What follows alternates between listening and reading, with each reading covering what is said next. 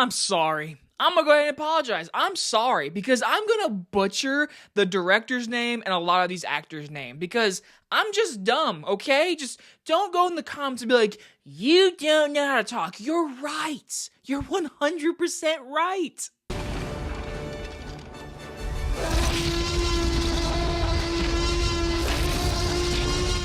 Sentimental Value is about an intimate exploration of family, memories, and the power of art. From writer and director Joachim Trier, sorry if I said his name wrong, we're talking his brand new movie, Sentimental Value. When I saw the trailer for this movie, I was like, yep, that is an Oscar movie. Because all throughout the year, this is one of those movies where it premiered at so many festivals and got so much praise. I think it was like New York Film Festival. I believe it was the Cannes Film Festival. It's been getting a lot of praise. And so when it comes to the Oscar season, I try to see all the major ones. And a few of you actually did comment and say, hey, when are you going to go see that movie? When are you going to review that movie? And it didn't come out anywhere near me right away, but it's finally hit a theater near me, and I saw it today. And I'm going to make this very clear. This is a good movie. This is 100% a well-made, very well-acted movie. There's going to be a lot of Oscar talk, a lot of Oscar nominations, I am assuming. But at the end of the day, this is not a movie I'm going to say you have to see it right away. This is for a certain crowd. This is for people who can more relate to family drama. And it's also a movie that I'm not going to go on replay, okay? I don't know. I don't see myself in the future rewatching this movie, okay? Because it's just not a movie that I'm grown to. It's not a movie that just connected with me right away. But as a person who just loves movie making and loves and appreciates film in general, this is a movie I can really appreciate. So let's get straight into those positives. These performances from everyone is amazing. Now, this is a Norwegian family drama movie, and with this, you do have subtitles, but there is English in this movie in certain parts, but there is a lot of subtitles for all of you that really care about that. Our main actress, Renate Rezaev, I know I butchered her name. She deserves a Best Actress nomination. She gives one of the best performances of the entire year. There is a scene very early on that she gives an anxiety attack scene. That scene alone, I was like, yep, go ahead and write her name down in Best Actress.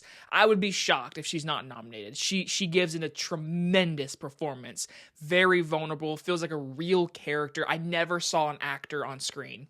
And the funny thing is, she's playing an actress in the movie, because the movie is really about her family drama is very convoluted, and throughout the entire movie, you learn what happened, because Stellan Skarsgård is her dad, who's also a movie director, who's trying to make a movie that's very outside of his pocket, that's going to go to Netflix, and he's trying to be very trendy in today's society of filmmaking. He's got Elle Fanning starring in the movie because his daughter won't be in it, because the movie relates to them, and it's his family drama in his past.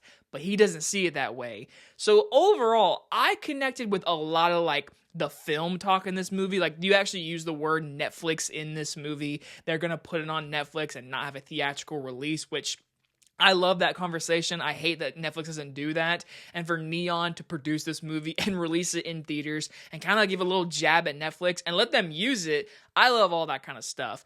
But now getting more back into the performances, I think Stellan Skarsgård will be nominated for Best Supporting Actor.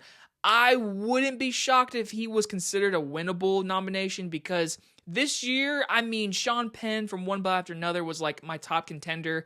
I think Stellan Skarsgård gives one of his best performances of a career. He is very stoic in this movie. He's very mean, you could feel like. But then there's parts where you want to cry with him and you want to like really feel for him. And the many scenes he has with his daughters and Elle Fanning, it's just tremendous acting on screen. And speaking of Elle Fanning, she might get nominated. I thought she was really underrated in this movie. Her and the sister character. We got Stellan Skarsgård and our main actress. They're both, I think, shoo-ins for Oscar nominations. I feel like Elle Fanning gives a tremendous performance. There is one scene on the beach with her and Stellan Skarsgård. She does like a miniature monologue, and she is like, I'm like, that's your Oscar scene. I would love to see her get nominated. I love the sister. The sister is not a huge part, but she's a big part in the story, and I love her connection with her sister. They have really good comedic beats in this movie, which I didn't really expect to be this movie as funny as it was. But this is a drama at the end of the day. There are scenes where it's like, there are tearful moments. There are moments where you can feel like how just dreadful this is. And I connect with it on that level because we all have family members. We all have drama. And I think the movie does a great job of exploring like how hard it is to have certain conversations with family members, especially family members that left you when you were a child and you meet them years later, or if their ego is more in their face than actually being a family member or just being a friend. I love that conversation that this daughter and the father have face to face because they try to connect because he's making this movie. He visits their home. He visits them. He tries to build that relationship to show Elle Fanning who she's playing at, basically.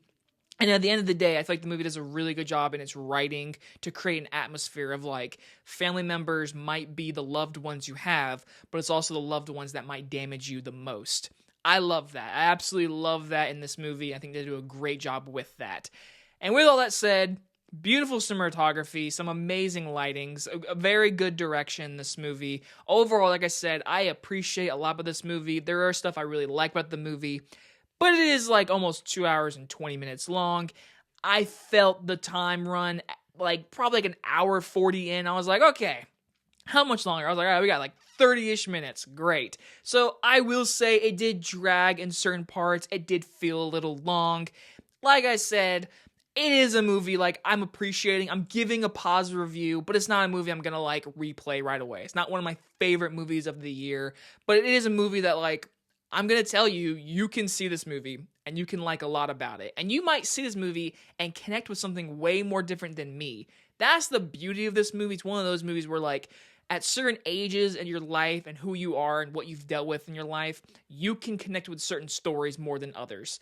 This is a movie where the loss of a family member in a physical and vocal way can be very dramatic for you. And I feel like the movie does a really good job at that. And at the end of the day, I like the movie a lot. It's well made. It's really well acted. Tons of Oscar nominations. Maybe even Best Picture. We'll see. But it is a movie that I will probably not watch for the next 5 years. I'm going to give Sentimental Value a B+. And a few people are going to be like, this is too artsy looking for me. Listen, I have seen some artsy movies this year that are honestly like, don't even care to ever watch again. I could watch this movie again. I 100% could. Maybe even during the Oscar season, if like my family wanted to watch all the Best Picture lineups. If this gets nominated, I would watch it again. Like it's really well acted. It's got good core writing memories for like family drama. But again, it's just not a movie that I'm like, I need to buy on Blu-ray and I want to watch again in the next few months. No, it's just a movie that I appreciate watching. So anyway, guys enjoyed this movie review. I'll see you guys on the next one. Bye, everybody.